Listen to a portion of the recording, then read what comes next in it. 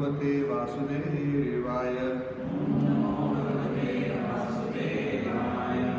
ओम नमो भगवते वासुदेवाय।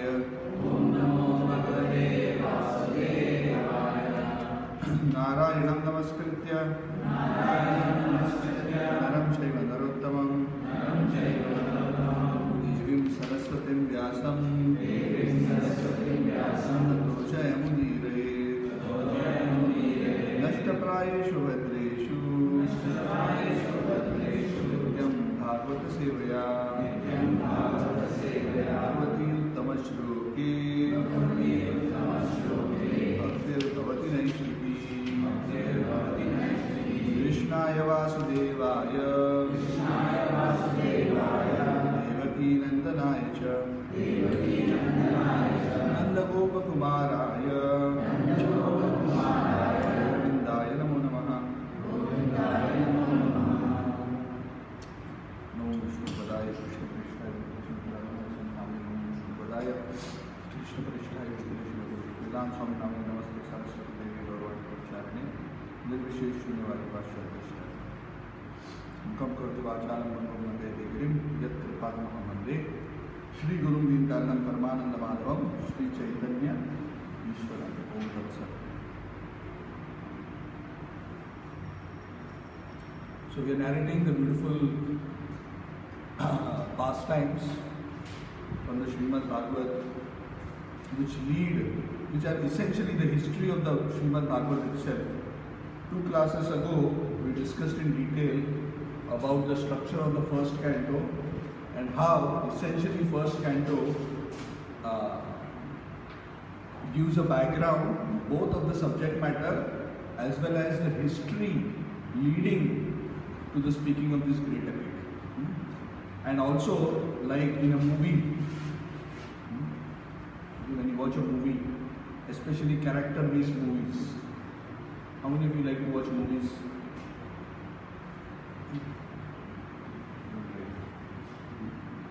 Bad for you. Okay. So yeah, it depends on what the movie is about. The movie by itself is not good or bad. It depends on what the movie is about. So when the movie is character-based, you will notice that generally the first few minutes of the movie is about what? It's about introducing the characters. And not just introducing the name. Who is this?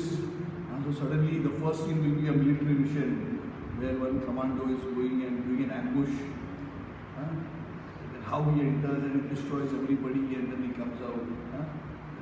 This guy is tough guy. He's like Rambo. Correct? You establish the character.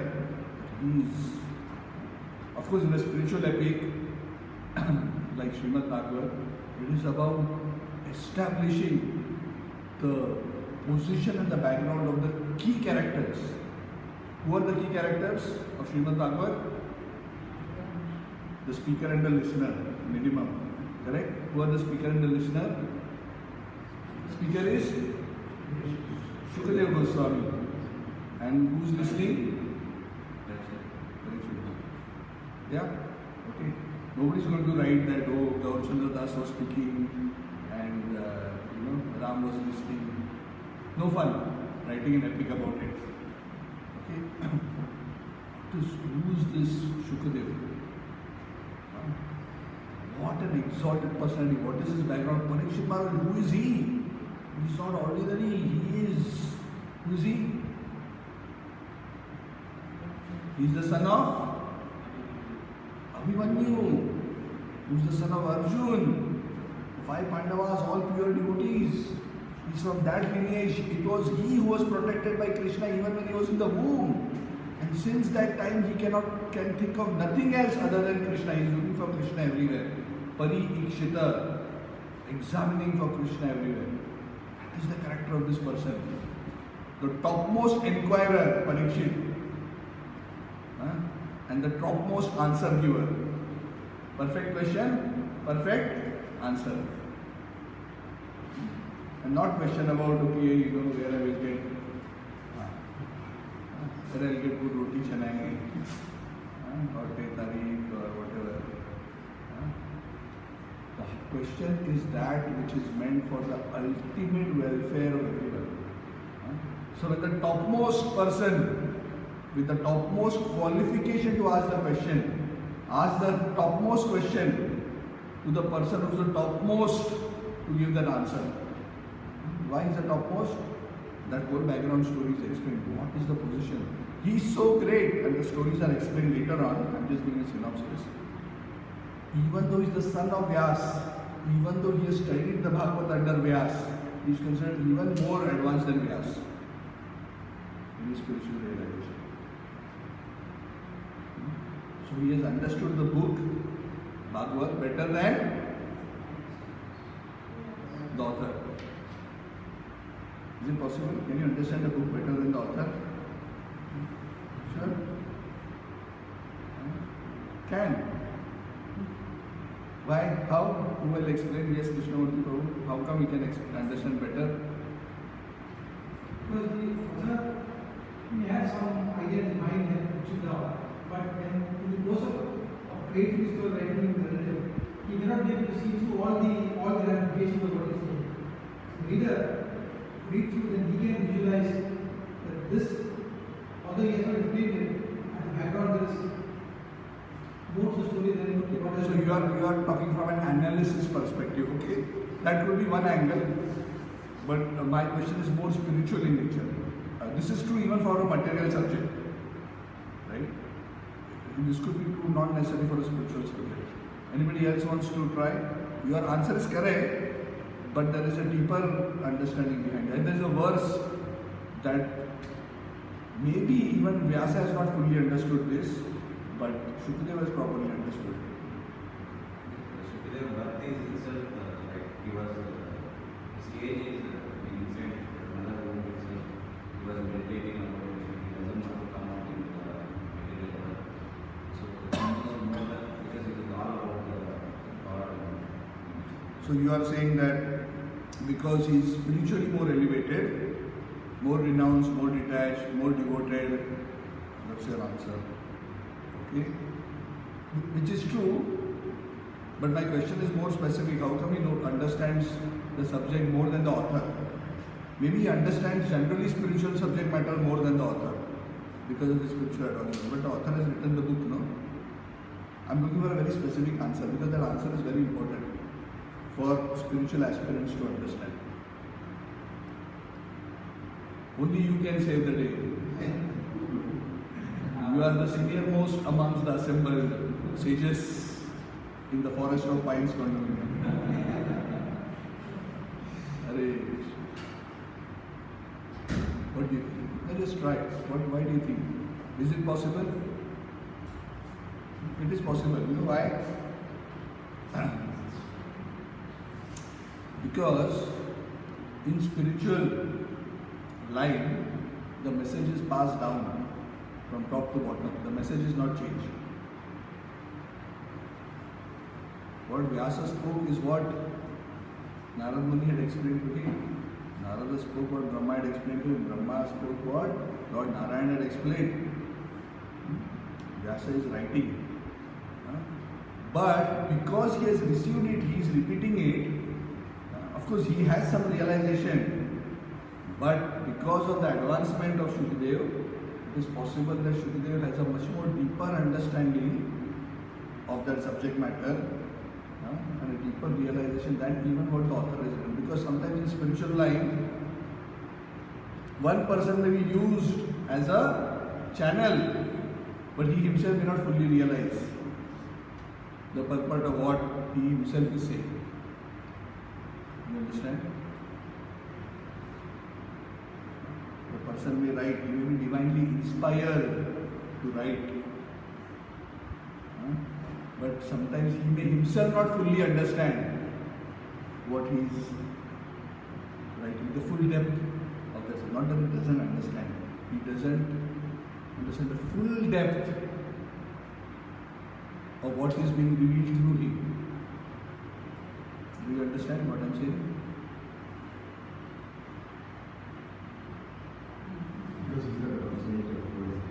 Because the knowledge is not coming, it's not an author that he is creating that knowledge.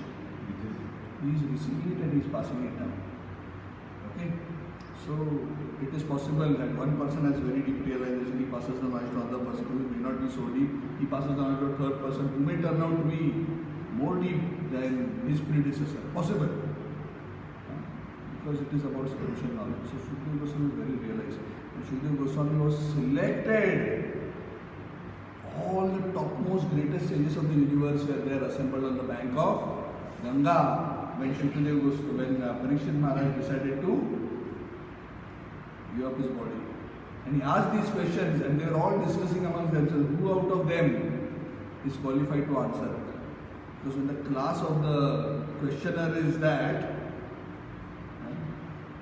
correct? If Einstein wants to discuss physics, obviously I am not going to go to answer his question.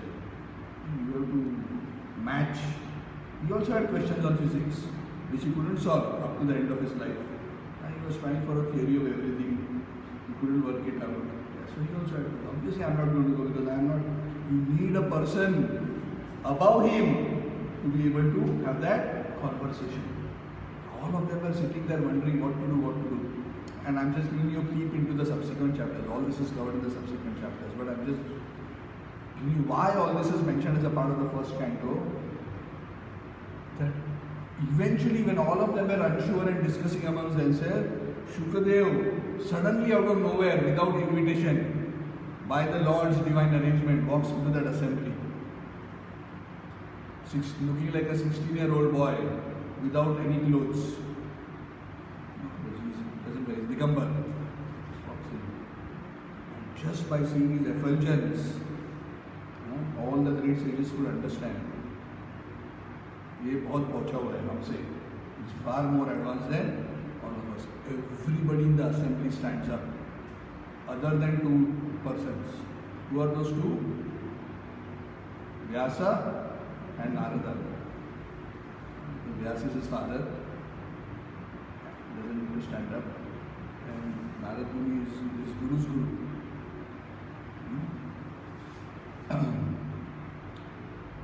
So that was the. So all these backgrounds are going to make us understand it's a unique event in the history of civilization where such quality of speaker and such quality of listeners and the topmost question is asked. So the discussion is also going to be the most profound and the most deep. And who's the audience? Not first class, not first standard students or 10th standard students. They are post PhD candidates in spiritual science. The whole audience, the greatest, topmost minds, spiritual sages. So you should understand this is. So it is setting up this base foundation of the Bhagavad. What was the occasion? Who are these personalities? Why it came to this point? What is the background of Parikshit? Why it came to the point that he was about to die? He was still young. What happened? So all these episodes are described in detail. Life of Narada and Vyas, because they are behind the scene. Because he is the author and the message is coming through them, Narada and Vyas, and so all this is explained. And as a part of the history of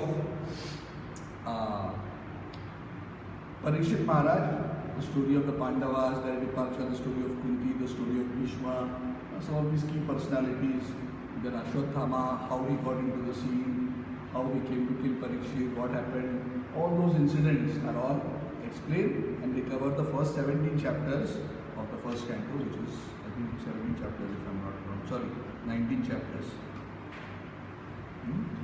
leading to the appearance of Shukdev Goswami.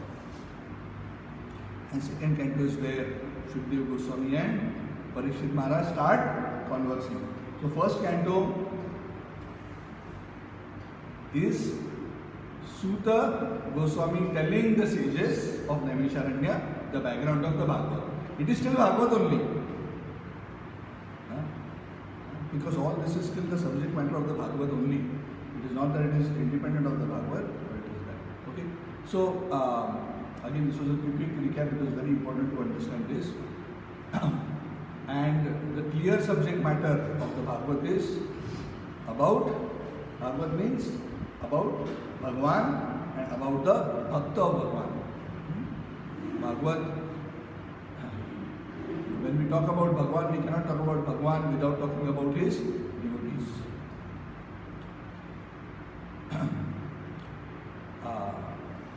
So, as a part of the introduction, Narad Muni himself is explaining his own life story of the transformation. Remember, many classes ago we started that journey. Three lifetimes of Narad Muni. So we discussed one lifetime, which is the lifetime where he was, what was his name? He was a Gandharva singer, rock star, like Michael Jackson. He was Upabarhan. And then, because of his insensitive behavior and offensive behavior, what did he do? He was called for a kirtan. When he came for the kirtan, rather than focusing and singing about the glories of the Lord, in that assembly of great, universal, powerful personalities, he was singing film songs. Equivalent there. And he was getting enamored by the apsaras there, and he spoiled the whole mood. When you go to the temple, you are not going there to see like roadside Romeo setting there. You are expecting a very sober environment where people are absorbed in the holy name. So they were very disappointed, and the great personalities that cursed him. That you should become a Shudra. You are actually born in such a high class environment. And you have been invited by the great Prajapatis. Many of the Prajapatis are in fact the ancestors of the Devatas. Like Kashyap, from whom all the Devatas and the Daityas come, is one of the Prajapatis. Daksha, one of the Prajapatis, the father of Sati. So there are many Prajapatis. So, they cursed him that you are behaving like a Shudra, a person who is cheap, who doesn't understand the gravity of life and gravity of the situation. So, I curse you to become a Shudra. So, Punar Mushiko Bhava. I'm going to tell you another story about Punar Mushiko Bhava. How many of you know this story? Punar Mushiko.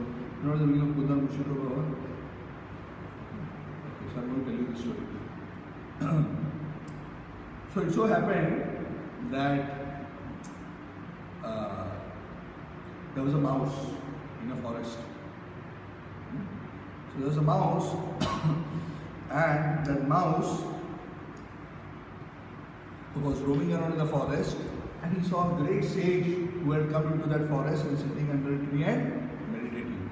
And he observed that that sage has great miraculous powers, very powerful, because he had seen some people come there and he had blessed them, and immediately his blessing had taken effect. So this mouse got very excited. He also had something that he needed help on. What was it that he needed help? He came to the sage and said, in his own, because he conversed in his mouse manner. But the sage could understand because the sage was very advanced. He told the sage, "Oh sage, I am also very harassed. My life also got a lot of problems." You think right has no problem also. He also had problems. And said, "My problems are more bigger than the human beings. And my problem is there's a cat in the neighborhood. All the time she's prowling. She wants to jump on me and eat me for breakfast. She cannot find me for breakfast, she looks for me for lunch. Then dinner, then next day breakfast. So all the time I am harassed. So I need a blessing from you." What is the blessing? "Please make me a cat."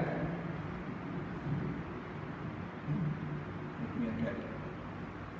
So I said, "Okay, Tatastu, become a cat." The mouse becomes cat. Wow, very happy. Yes, starts running around, no longer afraid of the cat. After 2 days, the cat comes running back to the sage. Sage, got problem. What happened? You are already cat now. Why is the other cat bothering you? No. The cat is not bothering me. Then what happened? The dog is bothering you. The dog. There's a dog in the neighborhood. He keeps barking, he keeps jumping on me. Okay. So what should I do? He says, make me a dog. Okay, the task to become a dog. Okay, go, don't disturb me, go. So he becomes a dog. Finally, I have found peace. So he goes around. Again, after 2 days, the dog is back with his tail under between his 2 legs. So what happened? No, in this jungle there is a tiger. When he roars, I become very scared. I am very worried he will come and kill me and eat me one day. So what do you want? So I want to be tiger. Now you make me tiger. Tathastu, become a tiger. So immediately gets transformed to a tiger. He says, wow. Huge, powerful, majestic tiger. So after he becomes a tiger, the tiger, who is originally a mouse, the tiger starts thinking, wow, now I'm a tiger. Now it's already lunchtime and I'm so hungry. And the lunch is straight in front of me. Who's the lunch? The sage. I'm tiger, I'm hungry. The lunch is in front of me, which is the sage. So he starts looking at the sage. With intent to eat the sage. Starts coming near the sage. The sage understands what is going on in the mind of the tiger. He gets very upset with the tiger. And then he tells the tiger, Punar Mushiko Bhava. Again become a mouse. So, from such a big tiger, 10 feet long, back to a tiny mouse. So, sometimes you become big and powerful by blessings of great personalities, or we are put into situations of great influence and power. But if we are unable to handle it and manage it well, then we are shown our true position, which was the mouse.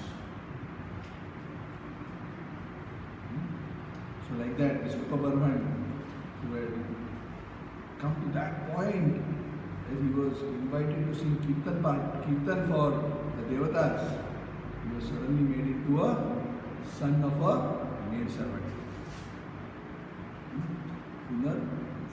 So one must understand that the glory and the power that one has may be a blessing, may not be one's own doing. And that is how all spiritual aspirants think. They do not think that they are great, they are knowledgeable. They have received something special as blessings from the Lord. But they never think that I am great. Those who think like that, Punar Mushiko Bhava. The Lord shows to them that actually you are very insignificant. You are whatever you are because you have the blessings of the great souls. So, this Narad Muni, that boy, the Gandharva Upaparana becomes this young boy. And he's still not called Narada in that life. His name in that life, at least, is not mentioned in the Bhagavatam. So, he's a boy of a maid servant. And that lady, she had already lost her husband. A young mother, the only child.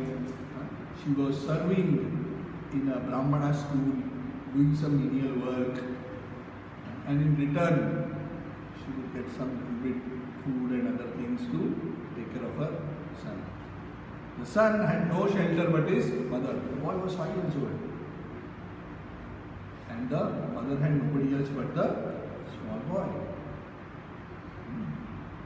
But the boy practically in a very, very poor condition, not even very well taken care of in that sense, because the mother used to be always busy with her duties as a maid, so to say. Yeah? So it was in a very meager way. But by the blessings of the great souls, whenever the great souls give a curse, great souls also give a blessing along with that. They give a very special opportunity. So very special opportunity came in the way of this young boy. It so happened that a few very great self-realized souls, Bhakti Vedantas, who were fully self-realized in the subject matter of the Bhagavad. The Bhagavad as a book was not written there, but the subject always existed. Yes. What is the subject of the Bhagavad? It is the unadulterated glories of the Lord, His devotees, and the process of devotional service. Yes? That is what the Bhagavad is about.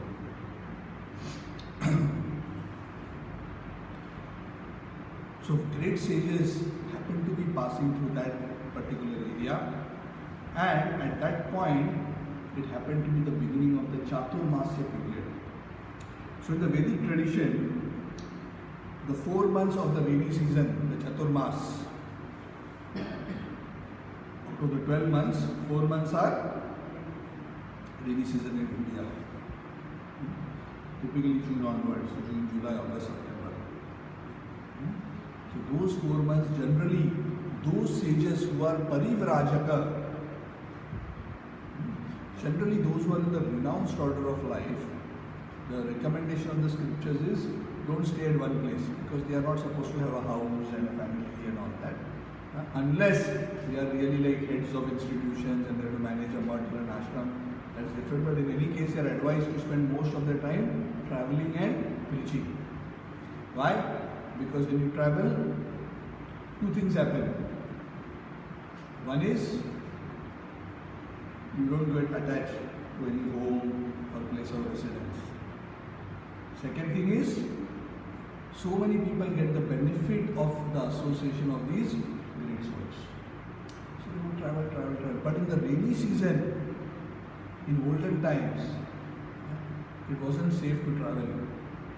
Because there's no home. Where are they going to go during the rainy season? So, and it's also dangerous. Lots of snakes come out, insects. So it is quite dangerous to travel during the rainy season. So the sages are generally, the scriptures recommend that during the Chaturmas, they are usually based in one place for those 4 months. And they do their sadhana in that place. Then they move out after the 4 months are over. So these 4 sages happened to come to that place, and they, with a great good fortune, they stayed at the home of this little boy. They just wanted a simple place, and these people were so simple.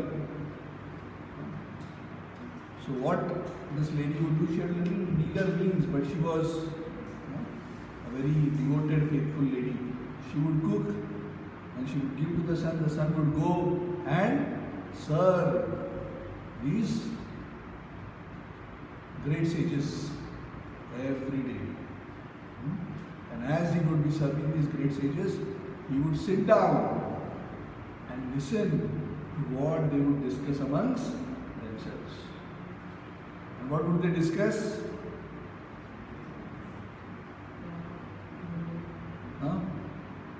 They would discuss the topics related to the Lord, the topics of Bhakti, Bhagavan and Bhakta. These 3 things are eternal. Bhagavan, Bhakta and Bhakti. When the soul becomes fully devoted, it becomes a Bhakta. And connects back to his source, who is Bhagavan. And that process of connection is called Bhakti. And all these three subject matters are actually the subject matters of the Bhagavatam. So he would listen, and he was so simple and pure-hearted. He was very attracted by what they were speaking. And he was serving them with great humility. So, in the Srimad Bhagavad Gita, in the 4th chapter, verse number 34, Lord Krishna says to Arjuna, Tadvidhi pranipatena pariprashnena sevaya upadekshanti te jnanam jnaninas tattvadarshina. Approach a spiritual master in a very humble way, render service to them and inquire from them submissively. They, being pleased with you, will instruct you in the science of the Lord because they have seen the truth. Tattvadarshi. They are not just Tattvajnani.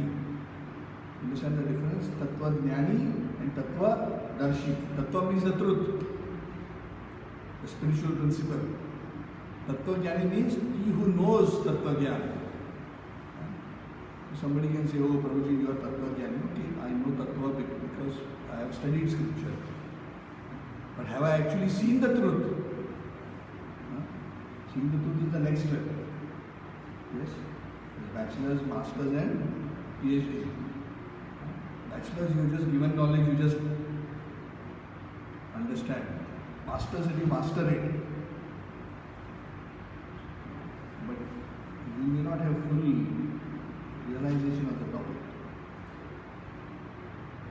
So go and approach a Tattvadarshi so that when he instructs you, that is very special power when those who are realizing spiritual knowledge speak. That is why one should hear the subject matter of the Bhagavad from devotees, and the more the devotees are advanced, the more our advancement becomes faster.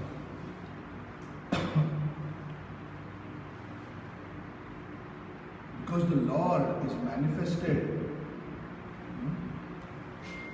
from the heart of the devotee and comes out in the form of the words from the lips.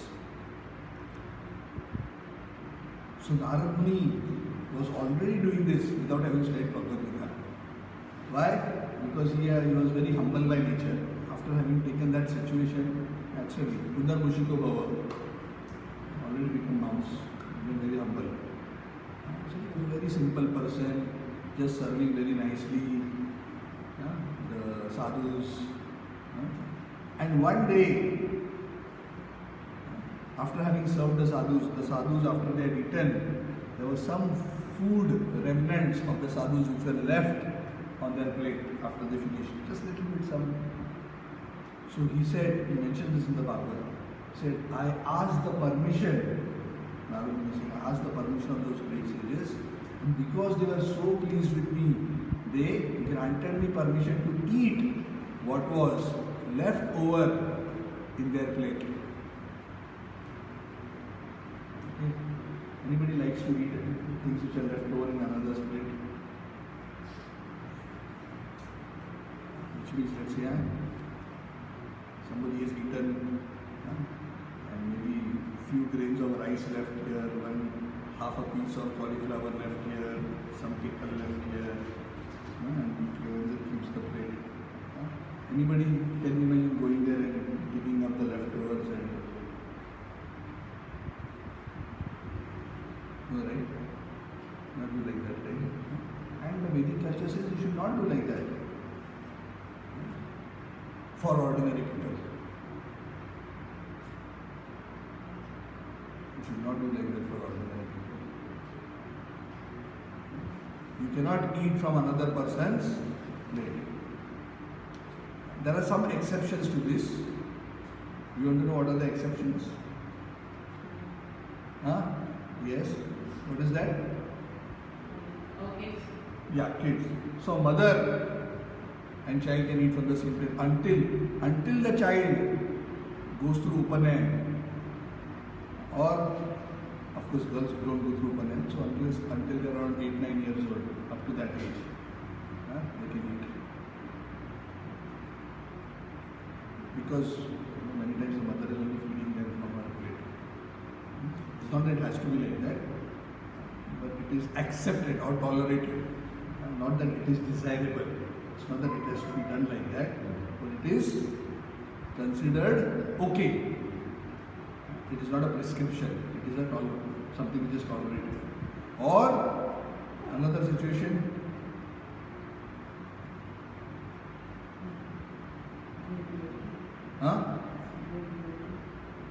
That is the last thing which we are speaking about, great devotees. Any other situation? You are all from Indian cultured families. Husband eats from the wife's plate. Yes, Shyam. What about elderly people?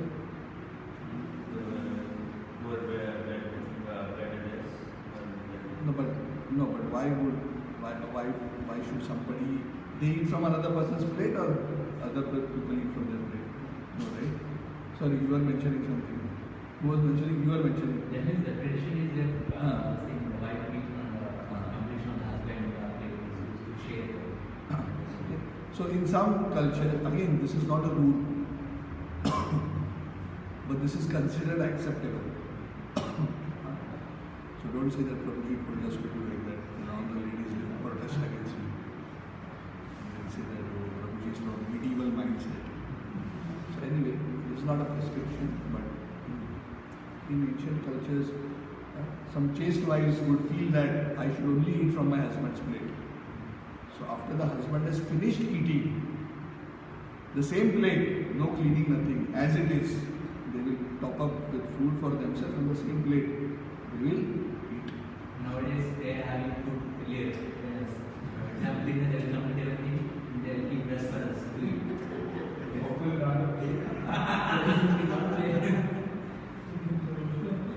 Anyway, no comments. You recorded class. So husbands are coming late, we can't wait. Anyway, times are different, lot of practical challenges are there. Okay. But you should understand the sentiment behind this. The sentiment behind this is they feel so close together as one unit that they feel this is for both of us together. Okay. So that is considered acceptable. My wife would tell me, she doesn't eat from my plate. I mean, she wouldn't mind to eat from my plate, but she doesn't. But she would tell that her grandparents, the grandfather's name was Krishna and the grandmother's name was Radha. Okay. So after the husband had eaten and the wife had finished all the work, by that time the plate would already dry up. After the dal rice has dried up in the plate, she would still keep that plate, and from that plate, then only she will put food on that plate and then eat from the plate of her husband. She did that all her life. This is Upendra Prabhu's parents I am talking about. Not only Upendra Prabhu, his parents. All her life, she did like this. Never ever. She did everything. So that is the kind of commitment and feeling of being one. And this kind of chastity, of course, chastity doesn't mean just the external ritual of doing this, but they were very. These kind of things also produce a lot of spiritual potency. Anyway, that's a totally different topic. But coming back to the story, the point is that there are some exceptions like this. But generally, no, one doesn't eat. One of the reasons is that one, it is unclean. The second reason is if the person has some diseases, you will get infected. What is this Wuhan virus, coronavirus inside? And third thing is, when somebody eats food, their consciousness affects the food that they have eaten. It's not just the person who eats, but the person who cooks, his consciousness affects the food. And the person who eats, his consciousness affects what is left behind. So if you partake that, you will be affected by the consciousness of that person who has made it. And there are many stories behind this. I'll not go into that today. Maybe someday I'll tell you some of these stories. And there are sometimes, I don't know if many of you feel after you eat a certain meal, you just feel so not nice. Apparently there is no reason externally from the food why you do feel so not nice. Haribo from Wuhan. I saw the post you posted, very scary. Hare Krishna. By the way, I also have some infection. Hopefully it is not Wuhan. So you can stay away.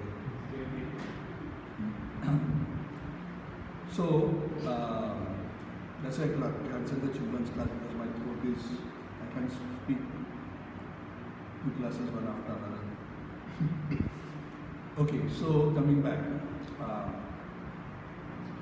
what was I saying?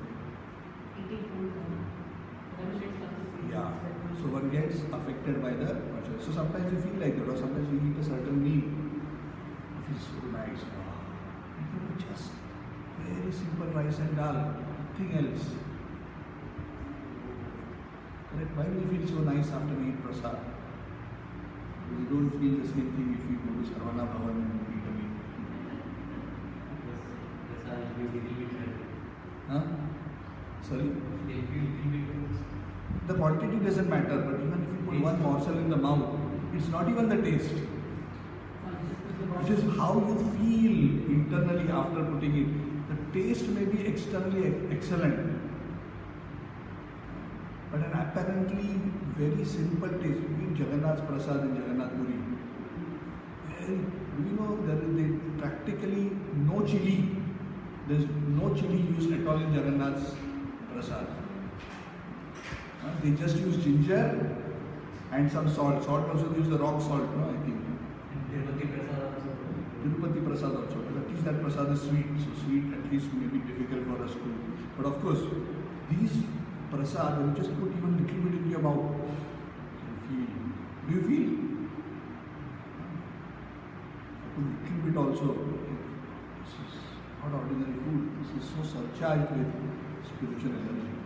And that is true not just for the Lord's Mahaprasad, it's also true for those food items, prasad items generally, which are the remnants of great souls. So when you put them into the mouth, it's like a spiritual bomb, you know, like a grenade, lob a grenade, boom, burst, right? So you put some Mahaprasad into your mouth. Anybody has had that experience? You're bomb proof. Yeah? So I've had this many times, especially whenever I have honored the Mahaprasad of either my spiritual master or other great devotees. I can distinctly feel the difference. Immediately, I'm very sensitive to the energy in the food that I'm eating. I can immediately make out the vibration behind that food. So I had one experience I probably told you. So anyway, so there are certain places where this is allowed. So once we had gone to Pandharpur, and this was in 1997, 22 years ago. So we had gone to Pandharpur with my spiritual master. We went to Chandrabhaga, I had bath in Chandrabhaga together. Radhanath Maharaj and all of us were there. We were taking bath. I was a brahmachari that time. I was a monk, shaved head, having a shikha, staying in the ashram, took bath with the Maharaj, then we went to darshan of Lord Vittal. We went to a place where some of the local Varkari devotees had arranged for, I don't know whether they arranged for the prasad, but they had arranged for some place for us, all of us to sit and have. So Radhanath Maharaj was sitting in one place, having his meal, all the devotees were sitting in long lines. So of course we all were having our prasad, and after we had the prasad, we were getting up and going to wash. But I am always greedy for the remnants of the spiritual master. So after Radhan Maharaj finished his prasad and he left, I was looking at the plate from a long distance, his plate. That plate was not actually the plate, but it was, I think, a banana leaf, if I remember correctly. Because there were some little remnants and nobody was picking up the plate. So after I finished my prasad, I quietly went there. And from that leaf, when he had finished, he had already gotten up. There were a few remnants. I put my hand and took a few items and put in my mouth. There was one person, local person from Pandharpur. He observed what I was doing and he was shocked beyond belief. So, क्या रहा है? दूसरे के plate में से, he is. I mean, I didn't say anything, but I could read it on his face.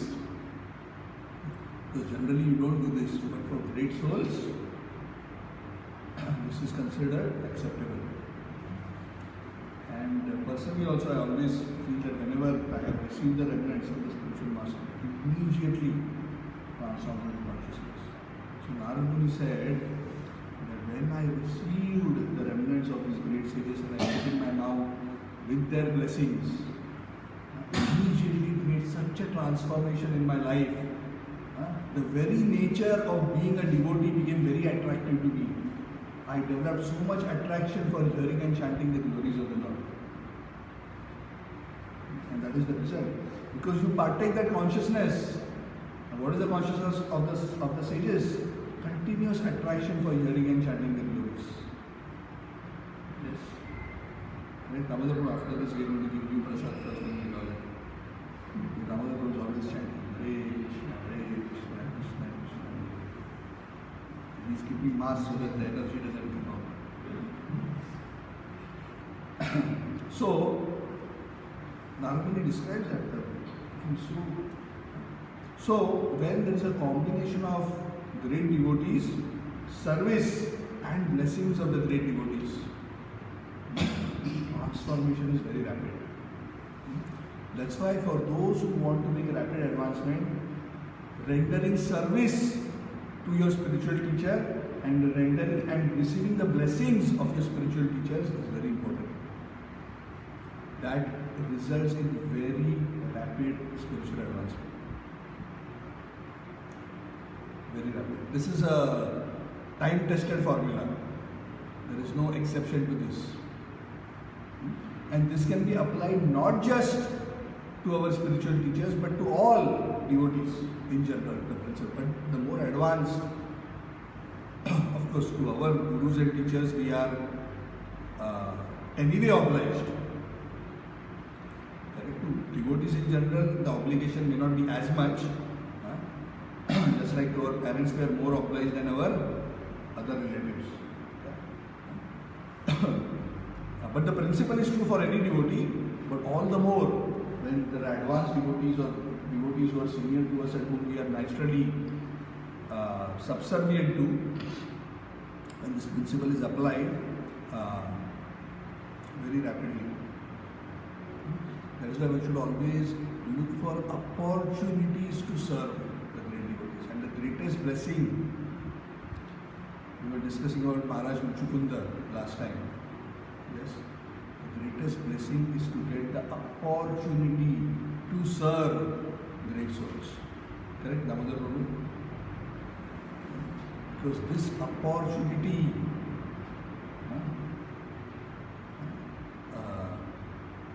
what is the word used in Bhagavad?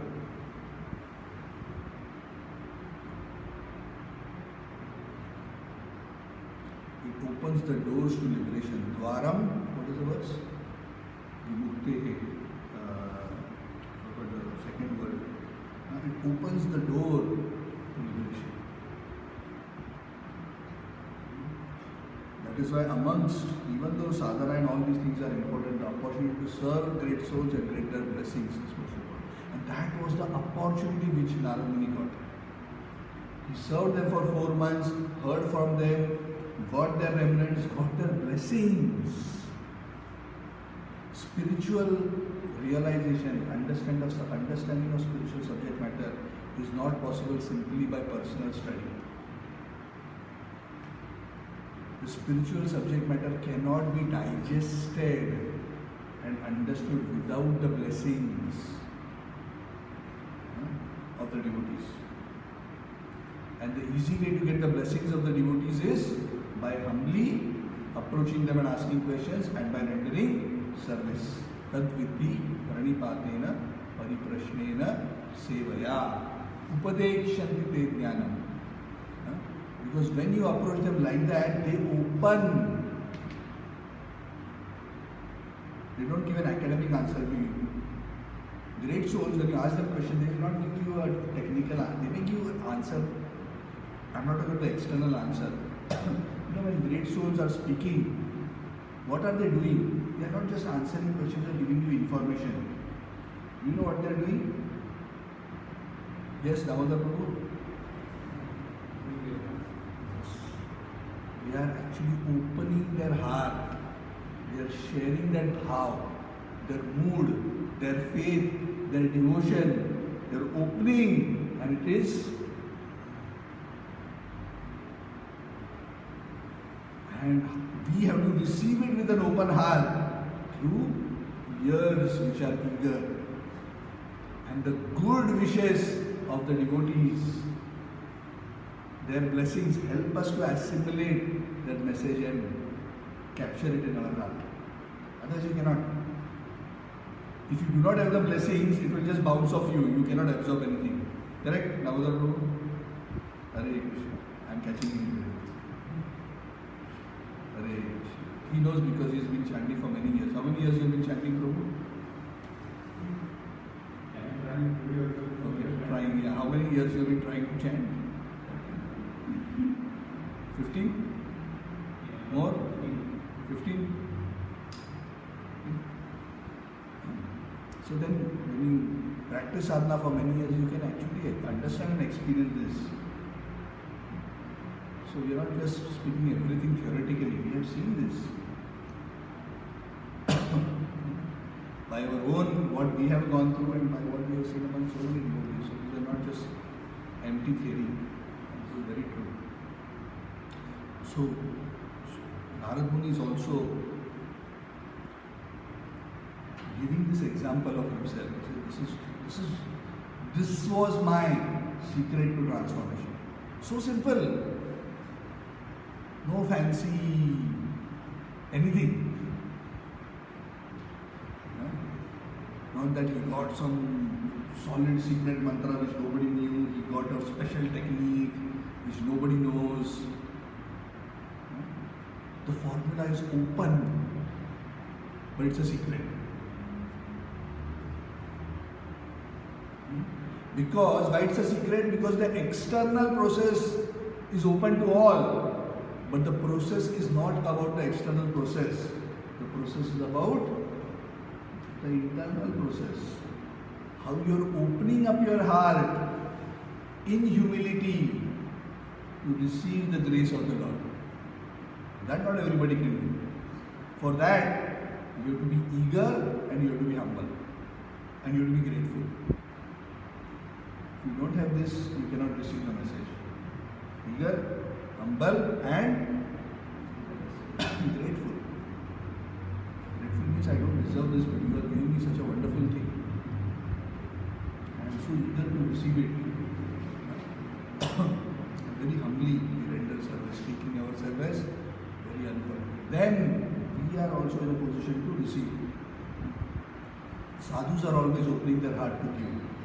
Are we able to receive? So he was a very good recipient. So the great soul spoke and received. Went on for 4 months. And Narad Muni was so transformed. That boy was so transformed. When time came for the sages to leave after 4 months, they were so pleased with him. They instructed him very explicitly on how he should practice this process in their absence so that he can continue to make spiritual advancement.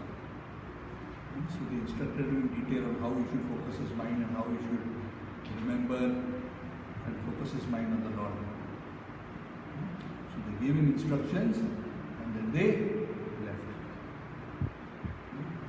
This boy was no longer the boy he was 4 months ago.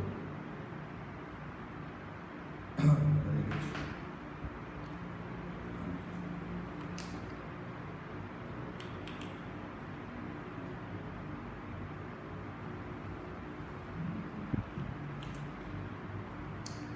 So,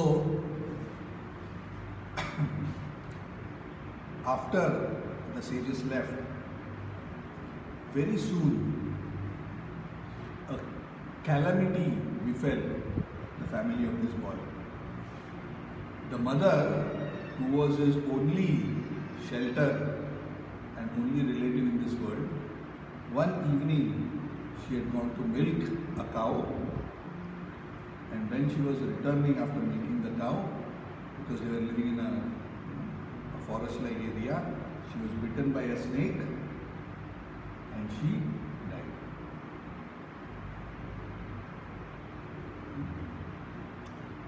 So the 5-year-old boy is helpless now. But he saw the whole episode in a very different way. Rather than seeing it as a calamity, now that he was well versed with spiritual understanding, he saw all of this as the mercy of the Lord. Maybe the Lord wants to take away my last attachment to this material world. Now I have nothing and no one. My only exclusive shelter is the Lord. So he left home and started walking in the northern direction. Why north? Why do people walk in the northern direction? Why not go to east or west? Or Bangsar south? Why north? Yes, Ram knows. Why Ram? Because there are Himalayas. The great sages stay towards the north, in the Himalayas. That was the tradition. That's what the Pandavas did. They walked all the way from Gaurachandra. We went right. Remember the place where the Pandavas went over that bridge? And then they went into the Himalayas straight. We saw the place where Draupadi gave up her body just after crossing river Saraswati. River Saraswati is visible there in Badrikashram. And then she enters Alaknanda and disappears underground. So we visited there. How many of you here were there? 4 of you were there. No, she. Yeah. Badrikashram you were there, huh? Okay. 3 of you were there. Very beautiful place. Amazing place. This is Badrikashram. Not Badrinath. Badrikashram is but further down the same path actually. If you trace the path of Saraswati further upwards, then Badrikashram, Samyaprash, is the ashram of Vyasdev, but of course it's not visible to everybody now. But this is the temple of Badrinath, that surrounding area. Very amazing place, very powerful place. So, left home, started going north. Started passing through various fields, forests, mountains, towns. He would not stop, just walking. On and on. He went. Going through multiple different experiences, different places. Finally, he got very tired. He came to a beautiful lake. It was nice bath, it was very fresh, it was very nice. And he sat in one place, meditating on the Lord, just as the sages had explained to him. The sages had taught him how to do. So he was meditating on the Lord seated in the heart. He was meditating on the beautiful form of the Lord. And as he was meditating on the beautiful form of the Lord, his mind became so absorbed and became full of bliss. And suddenly, in a very short time, the Lord appeared in front of him and gave him darshan and gave him blessings. It was like his state and what he experienced at that time is described in the Bhagavad. He said, every limb of my body felt enlivened, full of life, so to say. Enlivened. Each limb, he felt so divinely surcharged. And he was so immersed. But that vision remained in front of him only for a few moments. And then the Lord disappeared. And he was like so pained. Where did the Lord go? Where did the Lord go? Just like a person who suddenly has received a huge treasure and suddenly he lost the treasure, he was feeling like that. Correct? Imagine you buy a lottery ticket, suddenly you find you hit the jackpot. 2.5 million ringgit. And you are so excited. And suddenly a wind comes and the ticket blows out from your balcony. What will happen? Minalji, what will happen? Heart attack, no? You feel like my life has gone out of the window. Yeah, correct. I think most of us will feel like that. Nothing surprising.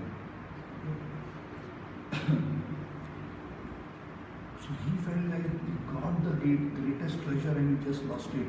So again he sat down, started meditating. Same way that he was meditating earlier.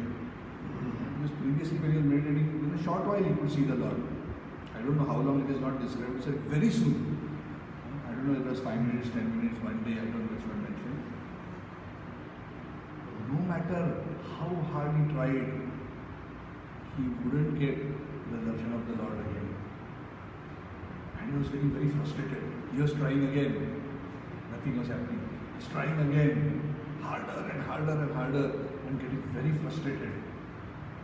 Frustrated, not materially frustrated, spiritually frustrated. He just wanted to see the Lord. Then the Lord took pity on him. About try my right. So let me console him. So the Lord did appear in front of him, but spoke to him in a voice that he could hear. This boy could hear. And he told him, "Oh my dear boy, I regret to inform you that in this life you will not be able to see me again." Life, not 5 minutes, 10 minutes, 1 hour, 10 days. In the rest of this life, and he's only a 5-year-old boy, you will not be able to see me again. One who is not thoroughly purified cannot see me at all. And you are not yet thoroughly spiritually purified.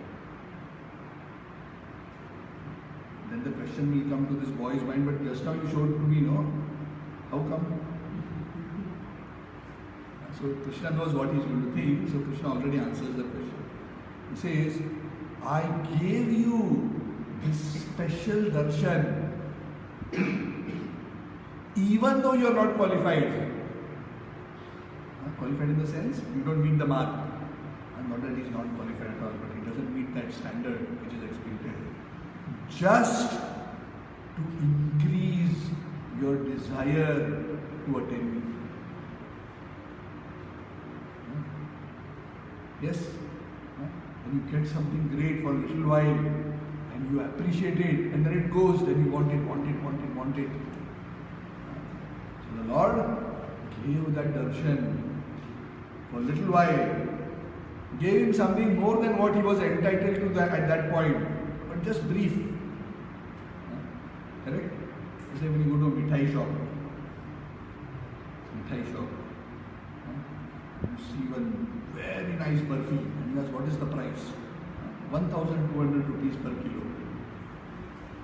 I said, no, रहने दो भैया, ये नहीं चाहिए, सस्ता वाला दिखा. I said, no. You try. Then you take a small piece of the burfi and give it to you to taste. He says, no need to pay anything. Just taste.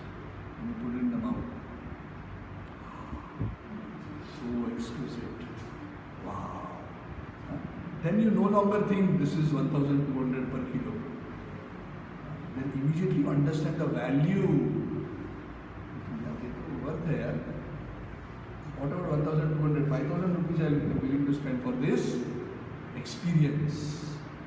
Yes? So Krishna is the best marketing person. You can beat him. So in devotees' lives he does that. So sometimes even for us, he gives us experiences beyond what we are entitled to. And all sincere devotees who have been practicing for a long time have experienced that the Lord has given them something amazing, almost miraculous, which I'm not entitled for this kind of a special blessing from the Lord. But He gives. And He explains. He did this with the gopis, what to speak of anybody else. He does this with all. That is His style. Krishna's style is like that. He will give. Why? Not to cause pain. He wants us to relish that taste, hanker for that taste, because nothing propels one more faster in the direction of Krishna than the intense eagerness to have Him. And that intense eagerness will not come if you have no idea what it is to experience Him.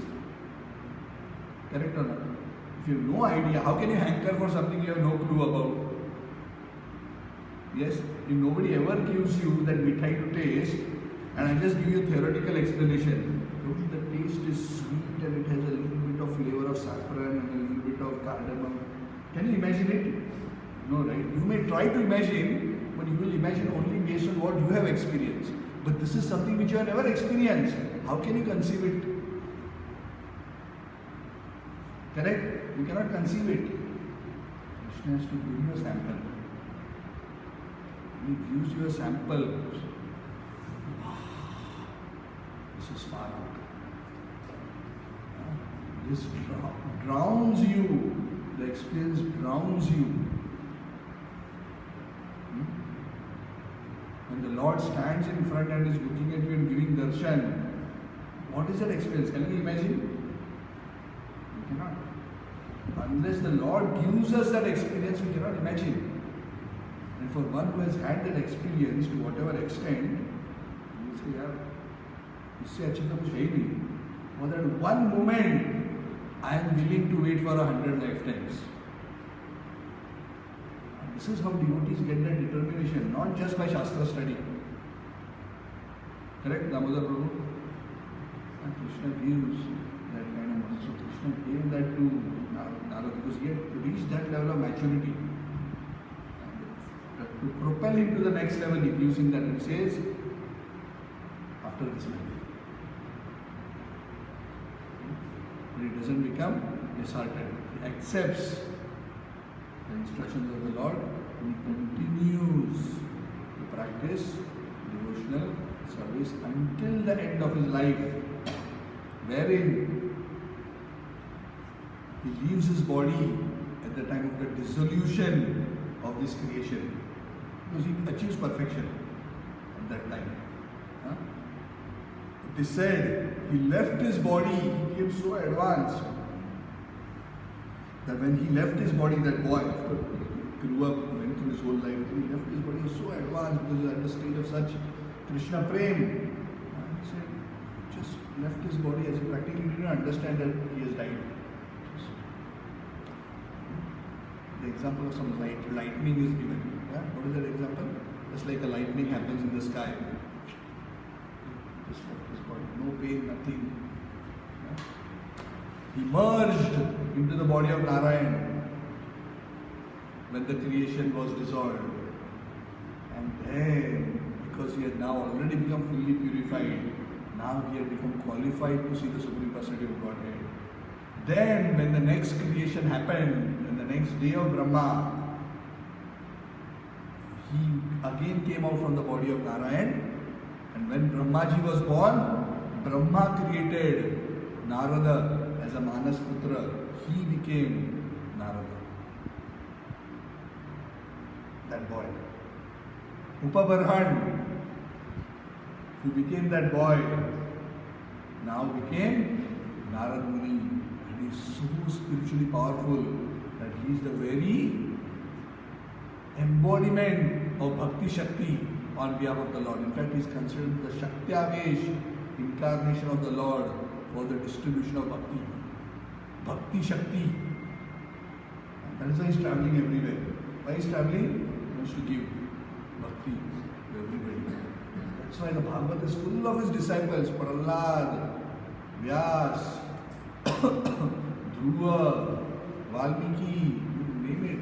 All these great personalities. So many of them are all disciples of Narada. He's going all over the universe and chanting the holy names of the Lord. Narada Muni, Bajaye Veena, Radhika Ramana Name. He's always singing the glories of Radha and Krishna. So that was an amazing transformation. So Narada Muni is still there. He will be there for the rest of the creation also. And he will continue to distribute the glories of the Lord.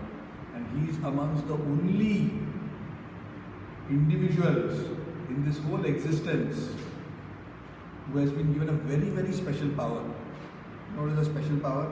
Apart from giving bhakti, he has one more very special power. He can travel anywhere at will. Not just within material creation, he can even go into the spiritual world. So his body is not an ordinary body. He can just go to Vaikuntha, meet the Lord and come back here. I don't know how he does it. The technology is not known, but he can do it. Nobody else can do it. Nobody can be cross material spiritual just like that. You can go to Goloka, meet the Lord in Golok Vrindavan and then come back. Even Brahma cannot do that. Even Lord Brahma cannot do that. Very, very special. So what is our good fortune? We are receiving this knowledge directly in that line. If I trace my Guru, his Guru, his Guru, his Guru, if I go like that, goes all the way to Vyasa, Narada, Brahma, Krishna. So we are actually inheriting this subject matter in that disciplic succession.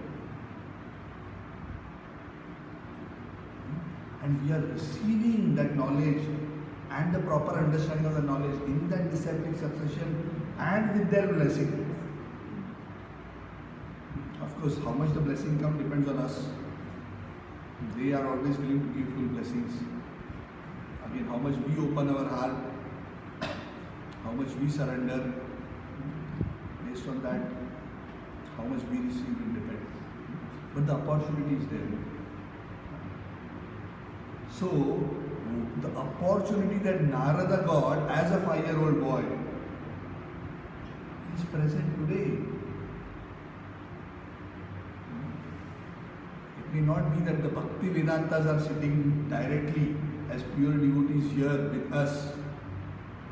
But the point is, at least we are receiving this knowledge directly from the line of Bhakti Vedantas without any contamination.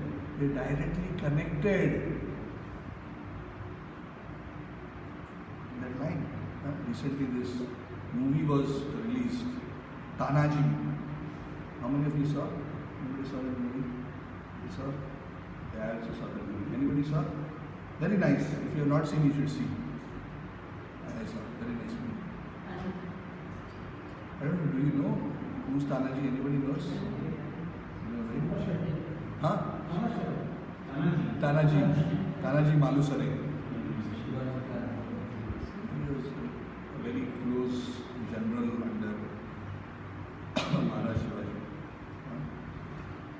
Anyway, the reason why I was mentioning, so some of these people, see, some of these warriors, they are not just warriors. They are actually Kshatriyas who are devoted to protecting Dharma. Shivaji Maharaj is not just a king. Go Brahmana Pratipalak, his seal said, it is my sacred duty to protect the devotees, the cows and the Brahmanas and religion. For that, I will give up my life.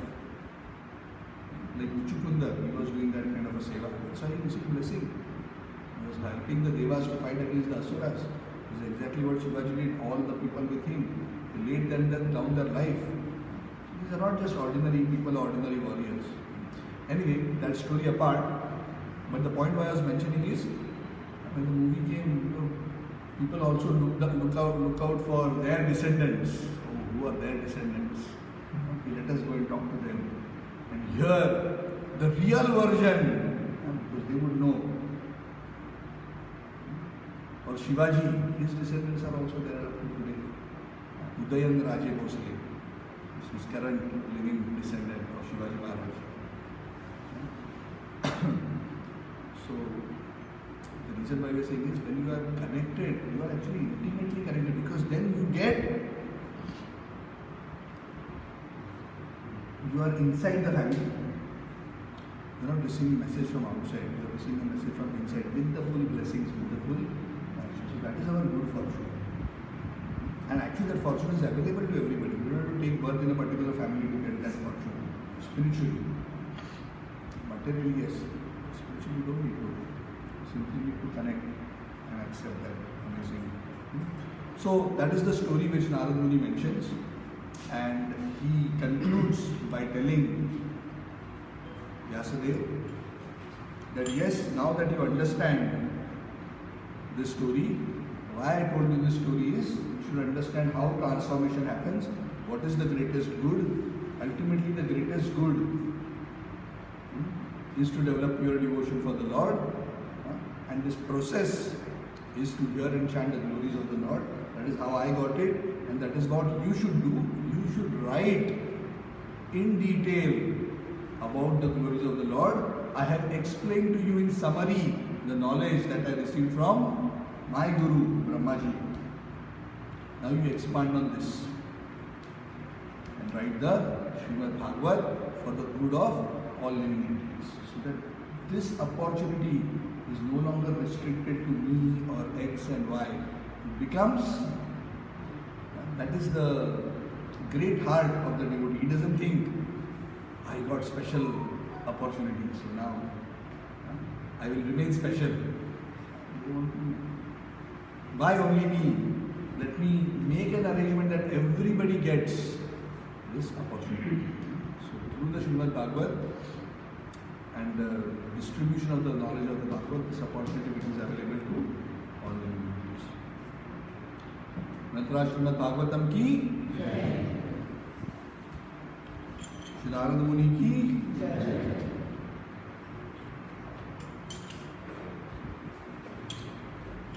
Sing Kirtan for a few minutes. Namah Shukadam Krishna Prasad Guru Srimate Bhakti Vedanta Swami Vivinam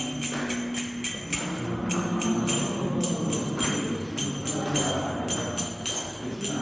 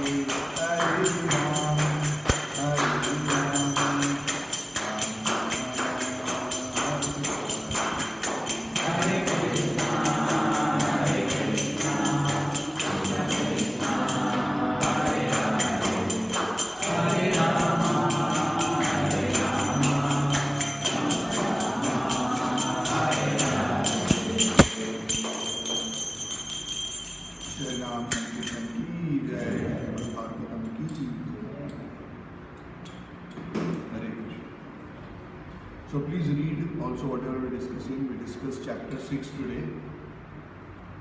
So that kind of brings us to the end of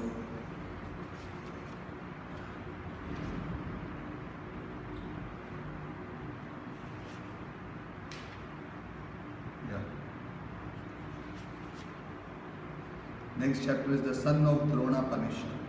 Okay.